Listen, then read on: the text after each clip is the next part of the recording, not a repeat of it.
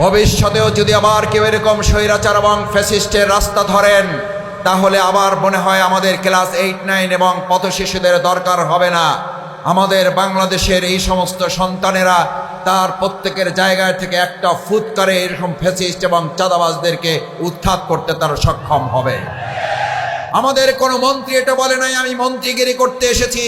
আমাদের মন্ত্রীরা বলতেন আমরা দেশের সেবা করার জন্য এসেছি। সেবার মানসিকতায় তারা দায়িত্ব গ্রহণ করেছিলেন বলে তারা 2 টাকার দুর্নীতি করেন নাই বলে চ্যালেঞ্জ করে আজও পর্যন্ত টিকে আছেন। এই নেতৃবৃন্দকে আপনাদের সামনে হাজির করে রেখে গেলাম। তারাও আপনাদের শাসক হবে না, তারা আপনাদের সেবক হয়ে 2 টাকার দুর্নীতি না করে এই বাংলাদেশকে একটা রোল মডেলে আমরা হাজির করব ইনশাআল্লাহ। আমরা ব্যালটের যুদ্ধের সুযোগ পাই, তাহলে রাসূল সাল্লাল্লাহু আলাইহি ওয়াসাল্লামের অনুসারী হিসাবে ব্যালটের যুদ্ধে অংশগ্রহণ করে দেশ এবং জাতির ভাগ্য পরিবর্তনে ইসলামের পক্ষ অবলম্বনে কি সবাই রাজি থাকব? সবাই কি কাজ করার জন্য আমরা নেমে পড়ব? বিসমিল্লাহির রহমানির রহিম। আলহামদুলিল্লাহি রাব্বিল আলামিন, ওয়াসসালাতু ওয়াসসালামু আলা রাসূলিহিল কারীম ওয়ালা আলিহি ওয়াসাহবিহি আজমাইন। বাংলাদেশের গণমানুষের প্রিয় সংগঠন 18 কোটি মানুষের অধিকার আদায়ের আন্দোলনের অন্যতম ঠিকানা, আল্লাহর জমিনে আল্লাহর দ্বীন কায়েমের প্রত্যয়দীপ্ত সংগঠনের নাম বাংলাদেশ জামাত ইসলামী। ঢাকা মহানগরী দক্ষিণের গুরুত্বপূর্ণ একটি অঞ্চল ওয়ারী থানার উদ্যোগে আয়োজিত আজকের এই কর্মী সম্মেলনের সম্মানিত সভাপতি, মহানগরী মজলিসে শুরার সম্মানিত সদস্য, ওয়ারী থানার সম্মানিত আমির, আমার প্রিয় ভাই জনাব মাহফুজুর রহমান, আজকের এই প্রোগ্রামের সম্মানিত প্রধান অতিথি, বাংলাদেশ জামাত ইসলামী কেন্দ্রীয় নির্বাহী পরিষদের সম্মানিত সদস্য, বাংলাদেশ ইসলামী ছাত্র শিবিরের সাবেক কেন্দ্রীয় সভাপতি, ঢাকা মহানগরী দক্ষিণ জামাতের সংগ্রামী আমির, শ্রদ্ধাভাজন জননেতা জনাব নুরুল ইসলাম বুলবুল, আজকের প্রোগ্রামের সম্মানিত মহানগরীর সহকারী সেক্রেটারিবৃন্দ, অত্র অঞ্চলের সম্মানিত থানা দায়িত্বশীল নেতৃবৃন্দ, বাংলাদেশ ইসলামী ছাত্র শিবিরের জগন্নাথ বিশ্ববিদ্যালয় শাখার সংগ্রামী মেধাবী ছাত্রনেতা সভাপতি সহ বাংলাদেশ জামাত ইসলামী ইসলামী ছাত্র শিবিরের সম্মানিত অন্যান্য নেতৃবৃন্দ, সম্মানিত সুধীমণ্ডলী, সম্মানিত শিক্ষকবৃন্দ, অত্র এলাকার সম্মানিত ব্যবসায়ী নেতৃবৃন্দ, ভাই এবং বন্ধুগণ, আইন শৃঙ্খলায় নিয়োজিত সদস্যবৃন্দ, সাংবাদিক ভাইয়েরা, আসসালামু আলাইকুম ওয়া রাহমাতুল্লাহি ওয়া বারাকাতুহু। সম্মানিত ভাই এবং বন্ধুগণ, প্রধান অতিথি আর অল্প কিছুক্ষণের মধ্যেই আমাদের সামনে মূল বক্তব্য রাখবেন। ইতিমধ্যে আমাদের সম্মানিত অতিথি এবং বিশেষ অতিথিবৃন্দ মূল্যবান বক্তব্য আপনাদের সামনে উপস্থাপন করেছেন। আমি আপনাদের সামনে সংক্ষেপে 2-1টি কথা বলে আমার আলোচনা শেষ করব ইনশাআল্লাহ। সম্মানিত ভাই এবং বন্ধুগণ, বাংলাদেশ জামাত ইসলামী বাংলাদেশের এই ভূখণ্ডে মানুষের অধিকার আদায়ের আন্দোলনের অংশ হিসাবে সৎ, যোগ্য, দক্ষ নেতৃত্ব তৈরি করে আল্লাহর জমিনে আল্লাহর দ্বীনকে বিজয় করার মাধ্যমে অধিকার প্রতিষ্ঠা করার লড়াই সংগ্রামে আমরা আগে থেকেই অবতীর্ণ আছি এবং তা চলমান রয়েছে। বাংলাদেশ জামাত ইসলামী 4 দফা কর্মসূচির ভিত্তিতে জনগণের দাবি আদায়ের জন্য আমরা অবিরাম সংগ্রাম চালিয়ে যাচ্ছি। সেই সংগ্রামের ধারাবাহিকতায় বাংলাদেশ জামাত ইসলামী এবং ইসলামী ছাত্র শিবিরের এই পর্যন্ত অসংখ্য নেতাকর্মীকে শহীদ হতে হয়েছে, জীবন দিতে হয়েছে, জেল জুলুম নির্যাতন নিপীড়ন সহ্য করতে হয়েছে, আহত এবং পঙ্গুত্ব বরণ করতে হয়েছে। বাংলাদেশকে অর্থনৈতিকভাবে সমৃদ্ধ করার জন্য বাংলাদেশ জামাত ইসলামী এদেশের মানুষের সুদ মুক্ত করে একটি সুদমুক্ত ইসলামী অর্থনৈতিক ব্যবস্থাপনা দাঁড় করানোর চেষ্টায় আমরা সফলতা লাভ করেছিলাম।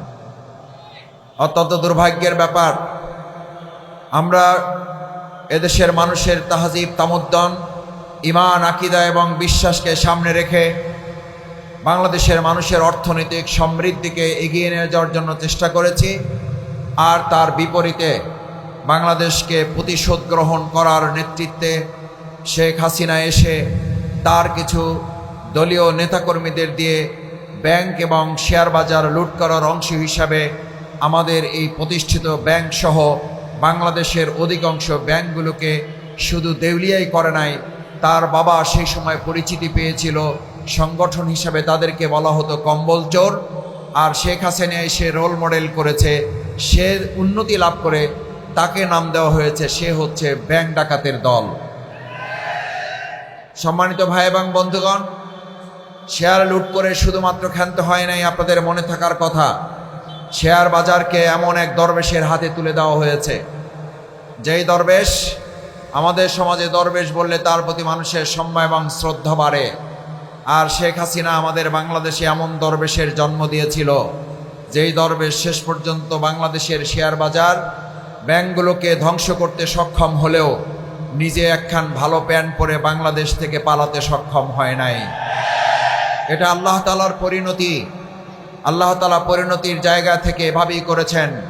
ফেরাউনকে ধ্বংস করার জন্য খুব বেশি আল্লাহ তাআলার সৈন্য সামন্ত দরকার হয় নাই। আমাকে অনেক সময় অনেকে জিজ্ঞেস করে, মাসুদ ভাই, আমাদের এই স্বৈরাচার ফ্যাসিস্ট শেখ হাসিনাকে বিগত 14 বছর আমরা লড়াই করলাম, বড় বড় দল চেষ্টা করলো, সবাই মিলে পারলাম না, শেষ পর্যন্ত ছাত্ররা মিলে তাকে পতন ঘটিয়ে দিল, ক্লাস 9-এর, ক্লাস 7-এর, 8-এর, 5-এর, এবং রাস্তার আমাদের পথশিশুরা আমাদের শেখ হাসিনার পতন ঘটিয়ে দিল। এর মাহাত্ম্য কি? আমি বললাম যে ভাই, মাহাত্ম্য হচ্ছে এটা আল্লাহ তাআলার পরিকল্পনা। আল্লাহ তাআলা চেয়েছেন নমরুদের মতো করে নমরুদকে শেষ করার জন্য। সেই সময় মশা বাহিনী পাঠানো হয় নাই, পুরো একটা আস্তা মশাও পাঠানো হয় নাই, পুরো একটা সুস্থ মশাও তার জন্য বরাদ্দ করা হয় নাই। মশার মধ্যেও যেটা একটু ল্যাংরা, তার মধ্যে একটা ডানা ভাঙা আর একটা পাকা ঠিক ছিল। সেই মশাটা দিয়েই নমরুদের মতো সেই পাহাড়ের জগদ্দল পাথরকে আল্লাহ তাআলা শুধু পরাস্তই করে নাই, জুতা পিটা করে তারপরে তাকে মৃত্যুর মুখে পতিত করা হয়েছিল। এই ফ্যাসিস্ট শেখ হাসিনার জন্য আল্লাহ তাআলা ওইরকম একটা পরিস্থিতি বরাদ্দ করেছেন। পুরা একটা রাজনৈতিক দলগুলোকেও আল্লাহ তাআলা ব্যবহার না করে শুধুমাত্র আমাদের এই তরুণ এবং পথশিশুদের হাতেই শেখ হাসিনাকে পতন ঘটিয়ে আবার প্রমাণিত হয়েছে যে যত বড় স্বৈরাচার তার পতন তত নিষ্ঠুর এবং নির্দয় এবং নির্লজ্জভাবেই হয়ে থাকে। ভবিষ্যতেও যদি আবার কেউ এরকম স্বৈরাচার এবং ফ্যাসিস্টের রাস্তা ধরেন, তাহলে আবার মনে হয় আমাদের ক্লাস 8-9 এবং পথশিশুদের দরকার হবে না। আমাদের বাংলাদেশের এই সমস্ত সন্তানেরা তার প্রত্যেকের জায়গায় থেকে একটা ফুৎকারে এরকম ফ্যাসিস্ট এবং চাঁদাবাজদেরকে উৎখাত করতে তারা সক্ষম হবে। সম্মানিত ভাই এবং বন্ধুগণ, আমাদের প্রিয় মাতৃভূমি বাংলাদেশের বিগত 15টা বছর আসলে আমাদের শুধুমাত্র এই কেরানীগঞ্জ অথবা শুধু আমাদের কাশিমপুর কারাগার ছিল না, আমাদের শুধুমাত্র পুরান ঢাকার এই কেন্দ্রীয় কারাগার ছিল না, মূলত গোটা বাংলাদেশকে একটাকে কারাগারে পরিণত করা হয়েছিল। আপনাদের মনে থাকার কথা, এই ওয়ারির অঞ্চলের ব্যবসায়ীদেরকে ধরে ধরে নিয়ে বিভিন্ন থানাগুলোতে নিয়ে তাদেরকে অন্যায়ভাবে তাদের কাছ থেকে বকশিসের নামে লক্ষ লক্ষ টাকা তাদের কাছ থেকে আদায় করা হতো। একদিকে দলীয় বাহিনী আদায় করত, আর একদিকে আইন শৃঙ্খলায় নিয়োজিত কতিপয় দুষ্কৃতিকারী শেখ হাসিনার নির্দেশে ব্যবসাকে ধ্বংস করে দিয়ে প্রতিবেশী একটা রাষ্ট্রকে লাভবান করার জন্য আমাদের ব্যবসায়ীদেরকে ধরে ধরে নির্যাতন নিপীড়ন করা হতো। বিশেষ করে দাড়ি টুপিওয়ালা 5 ওয়াক্ত নামাজ যারা পড়েন, যাদের বাসায় কোরআন শরীফ রাখা হতো, ইসলামী সাহিত্য রাখা হতো, আমাদের বোনরা যারা কোরআন তালিম করতেন, তাদেরকে গ্রেপ্তার করার মধ্য দিয়ে শেখ হাসিনা প্রমাণ করেছেন সময় মতো ধর্মকে ব্যবহার করার জন্য মাথায় পট্টি পড়তেন, হাতে তসবিহ নিতেন, হজে গিয়ে উমরা করে আসতেন, আর সময় মতো তিনি সম্পূর্ণভাবে আলেমদেরকে হত্যা করে ইসলাম বিদ্বেষী একটা সরকার হিসাবে এই দেশের মানুষের কাছে তিনি পরিচিতি পেয়েছেন। আমরা আজ দ্ব্যর্থহীন কণ্ঠে একটা পরিষ্কার কথা বলতে চাই, বাংলাদেশের বর্তমান সময়ে জুলাই এবং আগস্টে যে নতুন প্রেক্ষাপট, যে নতুন বাংলাদেশ, যে নতুন স্বাধীনতা আমরা পেয়েছি, এই নতুন বাংলাদেশ, নতুন স্বাধীনতা যোদ্ধারা যে উই ওয়ান্ট জাস্টিসের ঘোষণা দিয়েছিল, সেই উই ওয়ান্ট জাস্টিসের ঘটনা বাস্তবায়ন করতে ইসলামের বিপরীত কোনো মানবের তৈরি করা তন্ত্র মন্ত্র দিয়ে বাংলাদেশের মানুষকে আর পরিচালনা করা যাবে না। কারণ আমাদের এই প্রাণপ্রিয় মাতৃভূমি বাংলাদেশ স্বাধীনতার 53 বছর পরেও লক্ষ্য করেছে আমাদের একের পর এক দল এবং মতের লোকেরা এই দেশ শাসন এবং পরিচালনা করলেও অধিকাংশ ক্ষেত্রেই দল এবং মতের ব্যক্তির এবং পথের কিছু ভাগ্যের পরিবর্তন হয়েছে। আমাদের এই 16 কোটি 15 কোটি তৎকালীন সময়ের মানুষের ভাগ্যের কোনো পরিবর্তন হয় নাই। আমার সম্মানিত ভাই এবং বন্ধুগণ, আপনাদের সামনে জামাত ইসলামীর নেতৃবৃন্দ আছে, অত্র এলাকার ওয়ার্ড কাউন্সিলরে আগামী দিনে আপনাদের সেবক হিসাবে যারা আপনাদের পাশে থাকবেন, এখানে স্টেজ এবং ডানে বামে আপনাদের সেবক হিসাবে আছেন। বাংলাদেশ জামাত ইসলামী ভবিষ্যতে যে পরিকল্পনা গ্রহণ করেছে, ইতিপূর্বেও আমাদের নেতৃবৃন্দ যে দায়িত্ব পালন করেছেন, আমাদের কোনো মন্ত্রী এটা বলে নাই আমি মন্ত্রীগিরি করতে এসেছি। আমাদের মন্ত্রীরা বলতেন আমরা দেশের সেবা করার জন্য এসেছি। সেবার মানসিকতায় তারা দায়িত্ব গ্রহণ করেছিলেন বলে তারা 2 টাকার দুর্নীতি করেন নাই বলে চ্যালেঞ্জ করে আজও পর্যন্ত টিকে আছেন। এই নেতৃবৃন্দকে আপনাদের সামনে হাজির করে রেখে গেলাম। তারাও আপনাদের শাসক হবে না, তারা আপনাদের সেবক হয়ে 2 টাকার দুর্নীতি না করে এই বাংলাদেশকে একটা রোল মডেলে আমরা হাজির করব ইনশাআল্লাহ। ভাই এবং বন্ধুগণ, আমরা অত্যন্ত দুঃখের সাথে পরিতাপের সাথে লক্ষ্য করছি আমাদের 2024-এর জুলাই আগস্টের গণঅভ্যুত্থানের সবচেয়ে বড় বৈষম্যের বিরুদ্ধে যে লড়াই ছিল, সেই কথায় তারা বলতো আমরা আমাদের এই সমাজে আর কোনো চাঁদাবাজির স্থান হতে দেব না, আমরা এই সমাজে আর কোনো কমিশন চলবে না, আমাদের এই সমাজে আর কোনো সন্ত্রাস দুর্নীতিবাজের আখড়া হবে না। সুতরাং সন্ত্রাস এবং দুর্নীতির বিরুদ্ধে লড়াই করে বাংলাদেশ জামাত ইসলামী ওয়ারী অঞ্চলের প্রত্যেকটি জনপদে ঘরে ব্যবসা নেতৃবৃন্দ আমাদের স্বাভাবিকভাবে প্রত্যেকটি ঘরে ঘরে আমরা ইসলামের সুমহান আদর্শ পৌঁছে দিয়ে তাদের কাছে বার্তা পৌঁছাতে চাই। আমরা যদি শান্তি চাই তাহলে আমাদের ইসলাম চাইতে হবে, আমাদের যদি ইসলাম মানতে হয় তাহলে আমাদের শান্তি পেতে হবে। কিন্তু আমাদের দুর্ভাগ্য হচ্ছে আমরা ইসলাম পালন করে এখনো শান্তির ধারের কাছে যেতে পারি নাই। তার কারণ হচ্ছে ইসলামের ভিত্তিতে আমরা এখনো নেতৃত্ব নির্বাচন করতে পারি নাই। আজ এখানে উপস্থিত ওয়ারীবাসীকে জিজ্ঞেস করতে চাই, আগামী দিনে যদি আমাদের সামনে 2টো পথ খোলা হয়, এক বুলেটের যুদ্ধ আর একটা ব্যালটের যুদ্ধ, রসুল করিম সাল্লাল্লাহু আলাইহি সাল্লামের জামানায় বুলেটের যুদ্ধের মাধ্যমে জাতির ভাগ্যের পরিবর্তনে রসুল সাল্লাল্লাহু আলাইহি সাল্লাম নিজে 27টা যুদ্ধের নেতৃত্ব দিয়েছেন। সাহাবায়ে ইসবান کرامগণ শাহাদাত বরণ করেছেন। রসুল সাল্লাল্লাহু আলাইহি সাল্লাম দান মোবারক শহীদ হয়েছেন। বুলেটের যুদ্ধ করতে গিয়ে রসুল সাল্লাল্লাহু আলাইহি সাল্লাম জুতা রক্তে মোবারক আটকে গিয়েছে, রসুল সাল্লাল্লাহু আলাইহি সাল্লামের মাথার খুলি ভেঙে গিয়েছে। রসুল করিম সাল্লাল্লাহু আলাইহি সাল্লাম অজ্ঞান অবস্থায় তায়েফের ময়দানে পড়েছিলেন শুধুমাত্র বুলেটের যুদ্ধে বিপ্লব করে জনগণের ভাগ্য পরিবর্তন করার জন্য। আর আজ যদি আমাদের সামনে এই পথ খোলা হয়, আমরা ব্যালটের যুদ্ধের সুযোগ পাই, তাহলে রসুল সাল্লাল্লাহু আলাইহি সাল্লামের অনুসারী হিসাবে ব্যালটের যুদ্ধে অংশগ্রহণ করে দেশ এবং জাতির ভাগ্য পরিবর্তনে ইসলামের পক্ষ অবলম্বনে কি সবাই রাজি থাকবো? সবাই কি কাজ করার জন্য আমরা নেমে পড়ব? ঘরে ঘরে ইসলামের আহ্বানকে আমরা পৌঁছাবো, ইসলামের বার্তা কি আমরা প্রত্যেক ব্যক্তির কাছে দাওয়াত নিয়ে যাব? যদি আমরা তা করতে পারি তাহলে কেবল আমরা উপলব্ধি করতে পারবো ইসলামই হচ্ছে আমাদের একমাত্র ঠিকানা, এবং সেই ইসলামের মাধ্যমেই বাংলাদেশ জামাত ইসলামী একটি শান্তির সুবাতাস আমাদের এই প্রিয় মাতৃভূমি বাংলাদেশে বয়ে দিতে চায়। আসুন সেই সুন্দর বাংলাদেশের প্রত্যাশা এবং সেই কাজে সম্পৃক্ত হওয়ার আহ্বান জানিয়ে আমার কথা শেষ করছি। আল্লাহ হাফেজ। বাংলাদেশ জিন্দাবাদ, বাংলাদেশ জামাত ইসলামী জিন্দাবাদ। অসংখ্য ধন্যবাদ আমাদের বিশেষ অতিথি ডক্টর শফিকুল ইসলাম মাসুদ ভাইকে সুন্দর বক্তব্য উপস্থাপন করার জন্য। এখন এ পর্যায়ে আমাদের একটি দলীয় সঙ্গীত নিয়ে আসছেন অনুপম সাহিত্য সাংস্কৃতিক সংসদ ঢাকা। উপস্থিত আজকের এই অনুষ্ঠানের সংগ্রামী বিশেষ অতিথি, প্রিয় সংগঠন বাংলাদেশ ইসলামী ছাত্র শিবিরের সাবেক কেন্দ্রীয় সভাপতি, বাংলাদেশ জামাত ইসলামী ঢাকা মহানগরী দক্ষিণের সংগ্রামী সেক্রেটারি, শ্রদ্ধাভাজন জনাব ডক্টর শফিকুল ইসলাম মাসুদ, অন্যান্য বিশেষ অতিথিবৃন্দ, আইন শৃঙ্খলায় নিয়োজিত পুলিশ প্রশাসনের ভাইরা, সাংবাদিক বন্ধুগণ, সংগ্রামী ওয়ারিবাসী, আসসালামু আলাইকুম রহমতুল্লাহি ওয়া বারাকাতুহু। সংগ্রামী ভাই বন্ধুগণ, স্বাধীনতা উত্তর 54 বছরে অনেক শাসক গোষ্ঠী ক্ষমতা এসেছে, ক্ষমতার পালাবদল হয়েছে।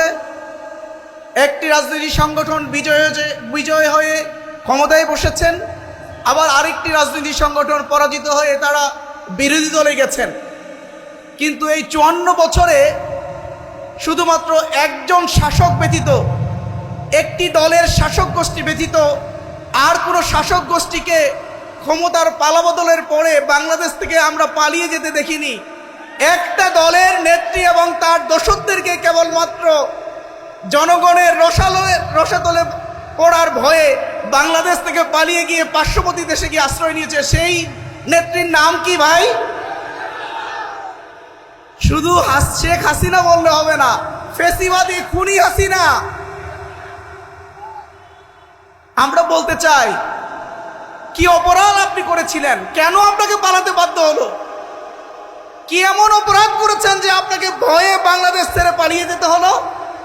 কারণ আপনি বুঝতে পেরেছিলেন এই গত 15 বছরে এদেশে যেই পরিমাণ গণহত্যা আপনি চালিয়েছেন, ক্ষমতায় আসার সেই 2009 সালে ক্ষমতায় আসার শুরুতেই পিলখানার মধ্যে যে গণহত্যা চালিয়েছিলেন, পরবর্তী সময়ে শাপলা চত্বরে দেশের আলেম সমাজকে হত্যা করে যে গণহত্যা রচনা করেছিলেন, জামায়াত ইসলামীর শীর্ষ নেতৃবৃন্দ সহ সারা দেশের কর্মীদের বিরুদ্ধে যে হত্যাযজ্ঞ আপনি চালিয়েছিলেন, এই 15 বছরে আপনি গণতন্ত্রকে হত্যা করেছেন, শিক্ষা ব্যবস্থাকে ধ্বংস করেছেন, অর্থনীতিকে ধ্বংস করেছেন, বহু ভাইকে তার বোন থেকে বিচ্ছিন্ন করেছেন, মায়ের কোলকে খালি করেছেন, বহু বোনকে তার স্বামী হারা করেছেন। সুতরাং সব কিছু বুঝতে পারার পরে আপনি বুঝেছেন এই অবস্থায় যদি আমি বাংলাদেশে থাকি তাহলে পিঠের চামড়া থাকবে না। এদেশের জনগণ আমাকে কবর পর্যন্ত পৌঁছানোর আগেই আমার পিঠের চামড়া তুলে ফেলবে। সুতরাং সেই ভয়ে আপনি জনগণের ভয়ে বাংলাদেশ থেকে পালিয়ে গেলেন। সুতরাং আমরা বলবো, পালিয়ে গিয়েও আপনার বাঁচার কোনো উপায় নাই। পৃথিবীর যেই প্রান্তেই আপনি থাকেন না কেন, বাংলাদেশের এই 15 বছরের গণহত্যার দায়ে আপনাকে বিচারে কাঠগড়ায় দাঁড়াতে হবে। আপনি যে ট্রাইব্যুনাল গঠন করে মানবতা বিরোধী অপরাধের নামে মিথ্যা মামলা সাজিয়ে মিথ্যা সাক্ষী বানিয়ে জামায়াত ইসলামীর শীর্ষ নেতৃবৃন্দকে যেভাবে আপনি ফাঁসি দিয়েছিলেন, আপনাকেও সেই কাঠগড়ায় দাঁড়িয়ে আপনারও বিচার হবে। বাংলাদেশের জমিনে আপনার ফাঁসি রচনা হবে ইনশাআল্লাহ। আপনি পালিয়ে গিয়ে বাঁচবেন না। আপনার পিতার হত্যাকারীদেরকে আপনি পৃথিবীর বিভিন্ন প্রান্তর থেকে ধরে নিয়ে এসে আপনি ফাঁসি দিয়েছিলেন, মনে নেই? সুতরাং আপনি পালিয়ে মনে করবেন যে আমি বেঁচে গেছি, কোনো সুযোগ নেই, আসতেই হবে বাংলাদেশে। আপনি টপ করে আসতে চেয়েছিলেন, আপনাকে টপ করে ধরে নিয়ে ফাঁসির মঞ্চে নিয়ে যাওয়া হবে ইনশাআল্লাহ। সংগ্রামী ভাইয়েরা আমার, বাংলাদেশ জামায়াত ইসলামী এই বাংলাদেশের ন্যায় এবং ইনসাফ ভিত্তিক একটি সমাজ রাষ্ট্র কায়েম করতে চায়, যেখানে থাকবে না কোনো বৈষম্য, যেখানে থাকবে না কোনো দুর্নীতি, যেখানে থাকবে না কোনো অবিচার। আল্লাহ রাসূল এবং তার সাহাবা আজমাইনগণ যেই ধরনের সমাজ পৃথিবী উপহার দিয়েছিলেন, যেই সমাজে পৃথিবী সম্পর্কে বলা হয় সানা থেকে হাদরা মাউত পর্যন্ত একজন পথিক হেঁটে যাবে, আল্লাহ ব্যতীত কাউকে ভয় করবে না। একজন নারী গভীর রাত্রিতে হেঁটে যাবে, তার সম্ভ্রমহানির কোনো সম্ভাবনা থাকবে না। একজন ব্যবসায়ী গভীর রাত্রিতে লক্ষ কোটি টাকা নিয়ে হেরে যাবে, আল্লাহ ব্যতীত কাউকে ভয় করবে না। এই ধরনের একটি ভয় ভীতির ঊর্ধ্বে উঠে একটি সমাজ রাষ্ট্র উপহার দিতে চায় বাংলাদেশ জামায়াত ইসলামী। সংগ্রামী ভাইয়েরা আমার, আপনারা কি সেই ধরনের সমাজ এবং রাষ্ট্র দেখতে চান? এই ধরনের রাষ্ট্রের জন্য আমরা কাজ করছি। সংগ্রামী ভাইয়েরা আমার, আপনারাও এই কাজের সাথে সম্পৃক্ত থেকে এই কাজটাকে দ্রুত বাস্তবায়নের জন্য আপনারা দুর্বার গতিতে কাজ করবেন ইনশাআল্লাহ। সম্মানিত ভাইয়েরা আমার, আজকে অনেক রক্তের বিনিময়ে আমরা দ্বিতীয় স্বাধীনতা অর্জন করেছি। আমাদের সেই মুক্ত, আমাদের সেই সাইদের রক্তের বিনিময়ে, জীবনের বিনিময়ে একটি বৈষম্যহীন বাংলাদেশ তারা আমাদেরকে উপহার দিয়েছেন, একটি নতুন স্বাধীনতা আমাদের উপহার দিয়েছেন। আমাদের জীবনের বিনিময় হলেও এই স্বাধীনতাকে, এই বৈষম্যকে আমাদের অক্ষুণ্ণ রাখতে হবে। ঠিক আছে ভাইয়েরা আমার, এজন্য আমরা বলতে চাই, আসুন আমরা বৈষম্যহীন একটি সমাজের জন্য আমরা লড়াই সংগ্রামের পথে আমরা আমাদের রাজপথে থাকবো। আমাদের যুদ্ধ এখনো শেষ হয়নি। মীর মুগ্ধ সাঈদের সেই রক্ত এখনো শুকিয়ে যায় নাই, তাদের শাহাদাতের বদলা এখনো নেওয়া হয় নাই, এখনো খুনিদের আমরা ফাঁসি দিতে পারি নাই। যতক্ষণ পর্যন্ত খুনিদের ফাঁসি না হবে, যতক্ষণ পর্যন্ত খুনিদের বিচার না হবে, ততদিন পর্যন্ত আমাদের আন্দোলন চলবে ইনশাআল্লাহ। সেই আন্দোলনে সবাইকে শরীক হয়ে অত্যন্ত প্রহরীর ভূমিকা পালন করার জন্য উদাত্ত আহ্বান জানিয়ে আমার কথা শেষ করছি। আসসালামু আলাইকুম রহমতুল্লাহ।